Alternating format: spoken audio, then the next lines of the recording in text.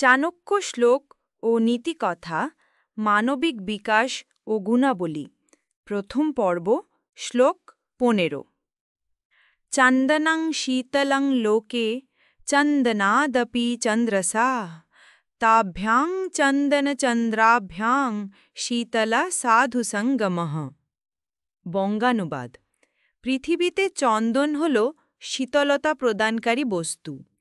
চন্দন অপেক্ষা চন্দ্র আরও শীতল। আবার চাণক্যের শীতলতার বিচারে চন্দন ও চন্দ্র অপেক্ষা সাধুসঙ্গের সংস্পর্শ অনেক বেশি শীতল। ব্যাখ্যামূলক আলোচনা। চাণক্য তার একাধিক শ্লোকে বারবার সাধুসঙ্গের উপযোগিতার কথা বলেছেন। তিনি মনে করেন যে এই পৃথিবীতে সাধু ব্যক্তিগণই দেবতার অগ্রদূত হিসেবে বিরাজ করেন। তাদের সংস্পর্শে আমাদের দেহ মন উভয় শুদ্ধ হয় এবং আমরা পবিত্র চিত্তে আধ্যাত্মিক জগতের পথিক হয়ে যাই। প্রতি মুহূর্তে জাগতিক বিষয়সমূহের মধ্যে থাকলে আমাদের মন ও আত্মা কলুষিত হয়।